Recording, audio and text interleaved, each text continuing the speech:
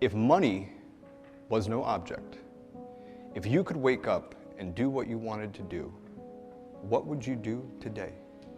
If it didn't matter what majors made the most money, if you didn't have to worry about the pile of bills sitting on your dorm room desk, if you didn't have to worry about the opinions of your friends and your parents, what would you be doing today? I woke up and I went to a job. Just a job. A job that I no longer had a passion for. You see, if you don't have a passion for what you do, what's the purpose of waking up? If you wait on your alarm clocks to wake you up every day, what's the purpose? Would you get up? Every day should have a purpose, and you should fuel it with your passion. A lot of you are probably facing a similar decision. Where do you go from here? Graduate college? What's the next step, right? I'm sure you have certain opportunities, most opportunities that a lot of people don't have. But what direction do you go in? The choices you make today, tomorrow, they might affect you for the next year, 5 years, 10 years, or for the rest of your life. Your life comes down to your decisions, and if you change your decisions, you will change everything. That half of your day, you're basically kind of checked out and you're on autopilot. And when you're checked out and you're on autopilot, any behavior pattern that you repeat can take over. And guess what are behavior patterns that we repeat? Thinking patterns. So self-doubt, worry, procrastination, overthinking, analysis paralysis, fear. Those are all thinking patterns that are habits. One of the most important things that I want people to understand is that you're actually not a worrier. You have a habit of worrying. Big difference. You're not a procrastinator. You have a habit of procrastinating. Big difference. And when you understand that any behavior pattern, whether it is a thinking pattern like you doubt yourself all the time, or you get trapped upstairs noodling everything and you can never get started, or whether it's a behavior pattern like you drink too much, or you snap at your kids, or you micromanage your team. Every one of those behavior patterns and thinking patterns can actually be interrupted and replaced. And you understand that you always have a choice to go from autopilot to decision maker, everything in your life will change. You will be a different negotiator, you will be different in sales, you will be unstoppable in the gym, because you will realize the amount of garbage that you put in the way of your hopes, of your dreams, of your potential, of your confidence, of your courage. Everything comes down to the decisions that you make. We all know what to do. None of us know how to make ourselves do it. Why is it so hard to do the little things that would improve my life? The cool thing about the world today, and you talk about this too, is that all the information that you need is right at your fingertips. Hell, all you need to do is watch the show, right? And you will get the secrets to creating the life that you want and being able to make that pivot so that you can let your passion direct you into a business that really helps you create the life that you want. So the information is there, the guidance is there. But the thing that's so difficult for most of us is how, when you're alone and you turn off this show, do you push through the excuses, the habits, the fears, and the actual physical constraints that you have in your life right now so that you can make the pivot? And you know, in the scheme of life, hitting the snooze button is not that big of a deal. But here's the thing about life. None of us wake up and say, today is the day I destroy my life. What we do is we kind of check out because it feels overwhelming. Or we check out because we're afraid. Or we check out because we start listening to self-doubt. And then we make these teeny tiny decisions all day long. We don't even realize it. A decision to not get up on time, a decision to not eat the right thing, a decision to snap at your kids, a decision to not speak in a meeting, a decision to not look for a job, a decision to not deal with your finances, a decision to not call your parents, like whatever it is. All day long, these tiny decisions that take you so far off track. And then you wake up like I did and you look at your life and you think, how the hell did I get here? And so I want everybody to understand that, first of all, You can't control the things that trigger you and the fact that you're going to feel afraid and you're going to feel doubt and you're going to feel uncertain. But you can always interrupt that feeling and take control in the moment and actually shift what you're thinking. You cannot control what triggers you and the fact that you may rise up with anger, you may rise up with self-doubt, you may have anxiety, fill your body. But you can always control what you think and how you behave. And we spend way too much time trying to focus on manipulating how we feel about things and not enough time practicing the skills of controlling your behavior and your thoughts. Because if you can control your behavior and your thoughts, the way you feel will be different. 100%. And a lot of us are sitting around waiting to feel ready, waiting to feel courageous, waiting to feel confident, waiting for the right time. And that's not ever coming. Ever. Ever. You're not going to change your life up here. You only change it through action. Everybody that you admire is doing the exact same thing. They actually listen to their inner wisdom. They have figured out how to tune out the critic up here and trust the instincts. And, you know, I have this saying about confidence that I've only recently kind of stumbled into as I've been digging into more research around the science of confidence and the skill of confidence. Because a lot of people think that confidence is a personality trait. It's not. It's actually a skill that you build through action. And a lot of people think confidence is a state of belief. It can be, but that's not where it begins. And so I say that confidence is the willingness to try. That's all that it is. Knowing that you may succeed or survive, but you'll still try. And to me, all those people that we admire most, that's what they're doing. They have the ability to tune into those instincts that are true for them. Because the fact is, there's only one you. That's it. And you matter because there's only one you, and there's only ever gonna be one you. And your instincts and your experiences and your inner wisdom is a gift to the world. And every time that you tune it out because of the habit of hesitating or the habit of self-doubt or the habit of worrying or the habit of overthinking, you are robbing the world of that gift that you have.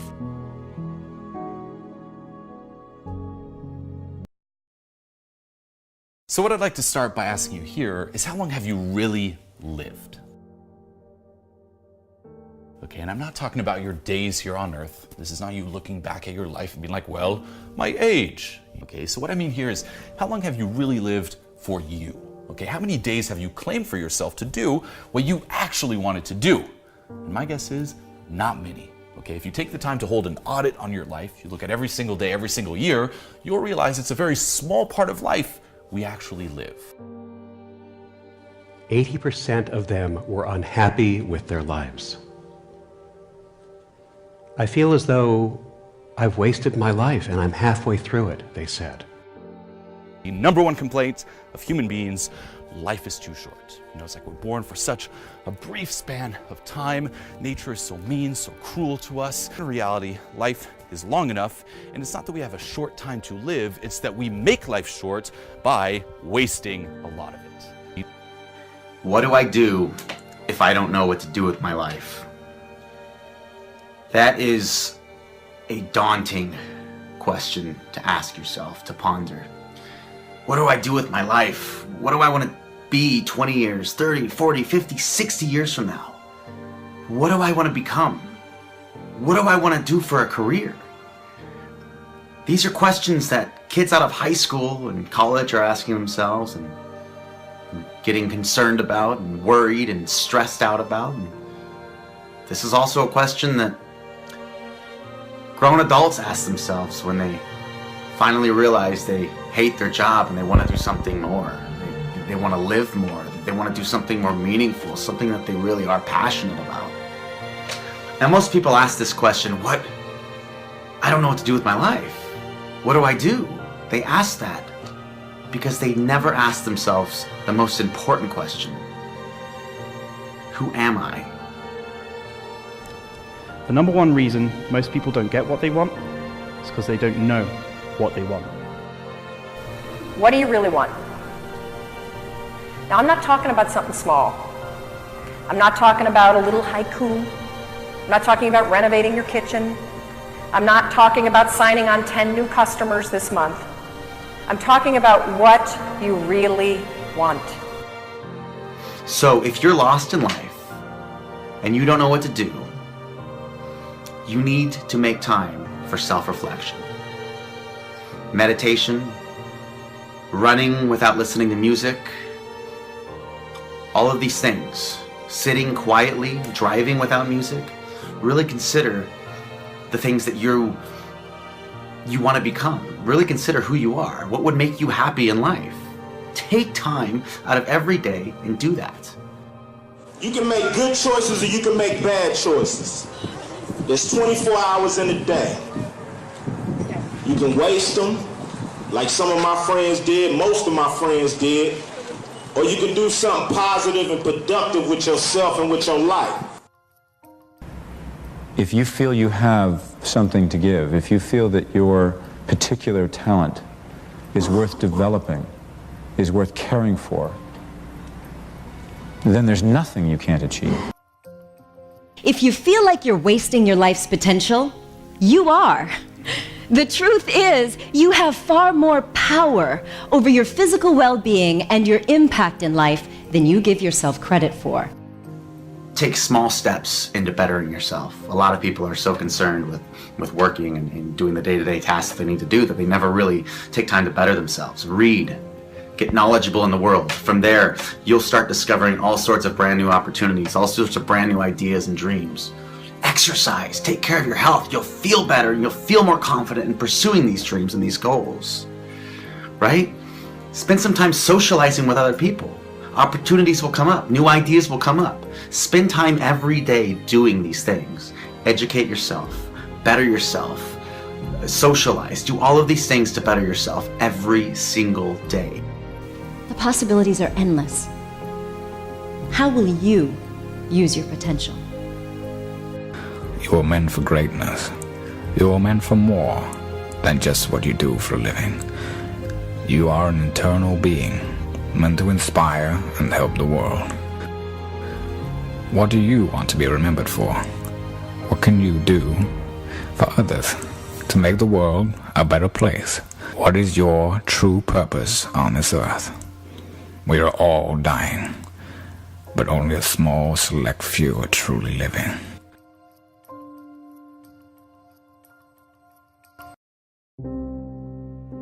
Your words become your reality.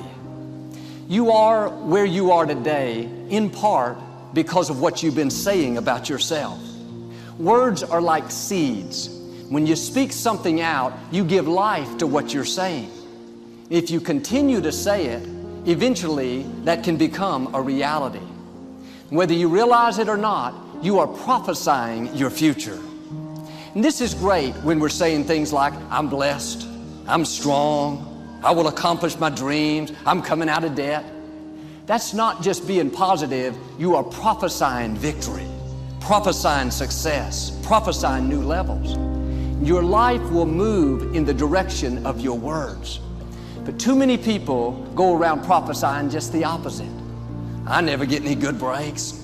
I'll never get back in shape. Business is slow. I'll probably get laid off. Flu season is here. I always get it. They don't realize they are prophesying defeat. It's just like they're calling in bad breaks, mediocrity, lack. You can't talk defeat and expect to have victory. You can't talk lack, not enough, can't afford it, never get ahead, and expect to have abundance. If you have a poor mouth, you're going to have a poor life.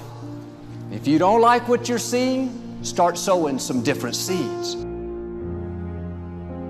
You can't do this. It's impossible. It's never gonna happen. Just give up. Just settle. It's not meant. Accept defeat. You're not the one. They just better. You're too weak. No one wants to hear you. Try something else. No one likes you. Just follow. Do like everybody else. Do it the easy way. Accept being broke. Quit dreaming. What are you doing? Why do you have to be so damn different? We all have this negative self-talk that goes in our head. Guess what? There's enough people that are telling us we can't do it, that we're not good enough. Why do we want to tell ourselves that? We know for a fact that thoughts influence actions. We saw it there with the video Dr. Levy showed, right? We know that our thoughts influence actions. Why do we want to say that negative self-talk to ourselves? We need to get our own self-affirmations. Muhammad Ali, what was his self-affirmation? I am the greatest. Who else is going to tell you? There need to be quiet moments in your bedroom, quiet moments when you're brushing your teeth, that we need to reaffirm, I am the captain of my ship and the master of my fate. That is my affirmation. If I don't believe it, no one else will. How do you build self-confidence? Get away from the people who will tear you down. There's enough of that. Muhammad Ali, I am the greatest. There is no one better than me.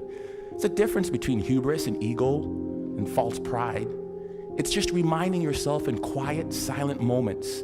I put it down on a list. It's right beside my mirror, right? About all the things that make me who I am. Because I make enough mistakes, and the newspapers will recognize it, and people around me will recognize it, and they'll tear me down. And pretty soon I'll begin to believe it. Stop the self-talk, the negative self-talk. If you'll watch, you'll see some athletes, they'll have a little bandage or a little brand around them. Lance Armstrong's a perfect one. What's his self-affirmation? Live Strong isn't a brand. It was to remind him of who he was. Live strong. Then it came a brand. He would move that from one arm to the next arm when doubt and fear came into his mind. Live strong. Put it on there. Let's go. We'll all have it. Replace it. I believe passionately that we can shift the negative voices and stories that are going on in our minds into positive ones. How do you do that? Well, there's three main questions. The first question is it the truth? Is whatever I'm sharing with someone or what you're hearing from someone else that's giving you feedback about your life true? You know 100% that it's true. First question. Second question, is it necessary? Is what I'm saying to myself in my head, is it necessary in the exact moment in what I'm doing with my life right then? And the third question is, does it improve upon the silence? Somewhere deep inside, you know what kind of person you were designed to be. If you want to produce great acorns, think like an oak, not like an acorn. Think like the person you intend to become. Like the Christian question, what would Jesus do? Ask yourself, how would the person I'd like to be do the things I'm about to do? So let me ask a question. What kind of seed is in you?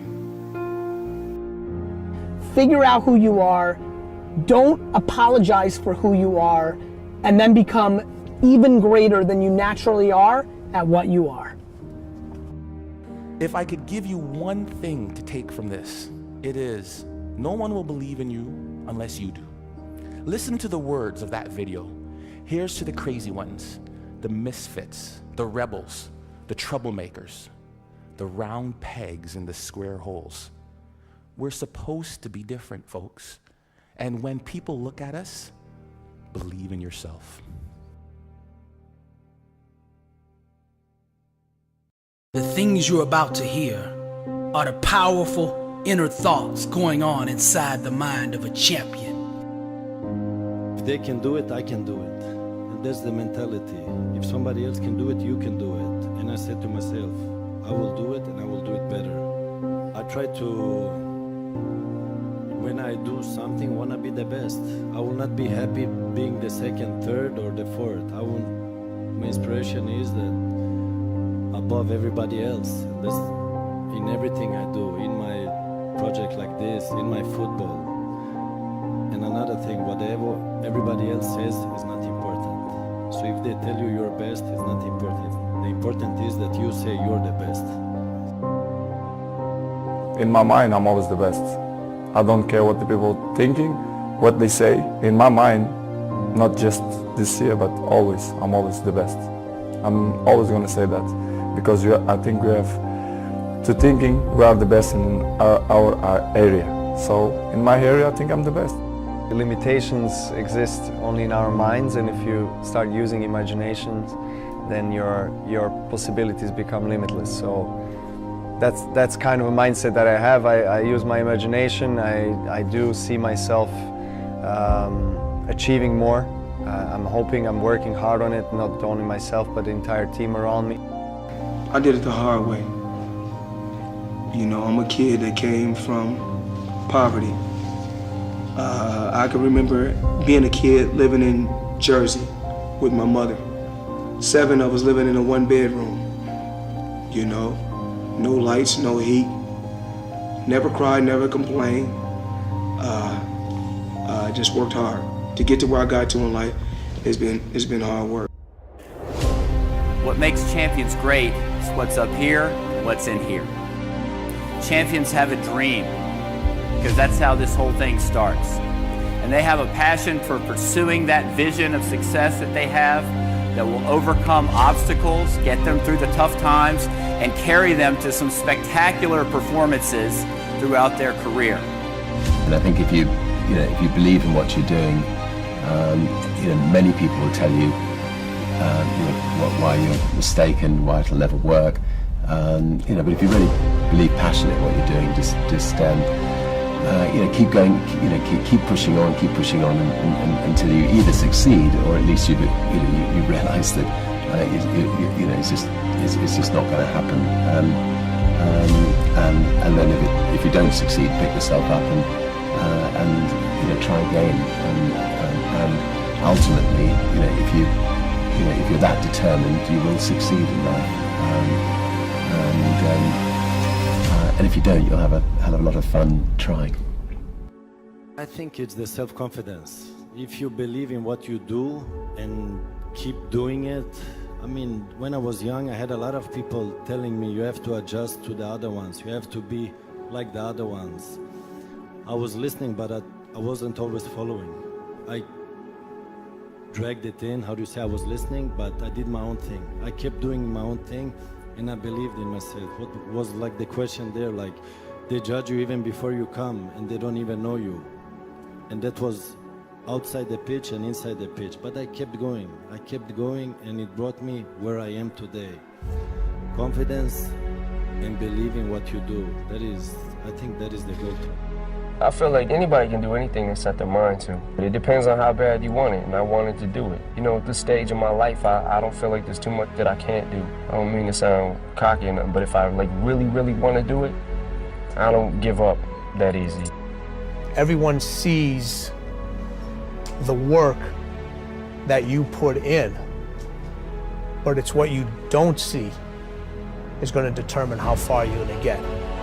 I hear stuff all the time. People say, oh, look in the mirror and you'll see why you're not succeeding. I don't believe that.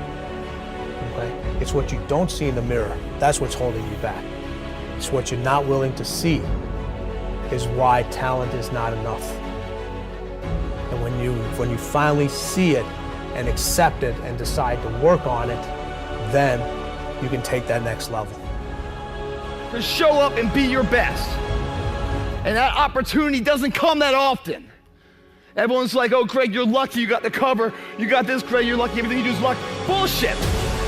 Because before it was luck, it was a belief.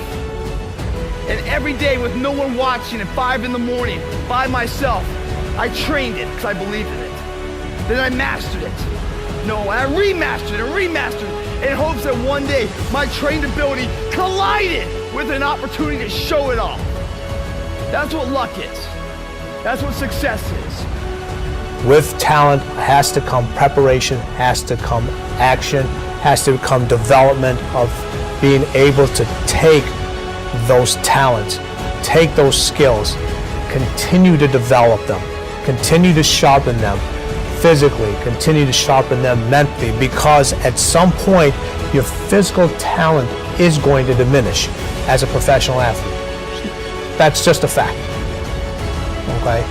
But what keeps that competitive edge, what keeps you on top, is the ability to think and prepare mentally over and over and over again. You're gonna get up, you're gonna get dressed, you're gonna get out, and you're gonna do what you've been called to do. You're gonna be what you called to be. You're gonna have, and you're gonna prove to everybody that tried to break you, you're gonna prove them wrong. Everybody that tried to stop you, everybody that tried to kill your dream, you're gonna prove all of them wrong.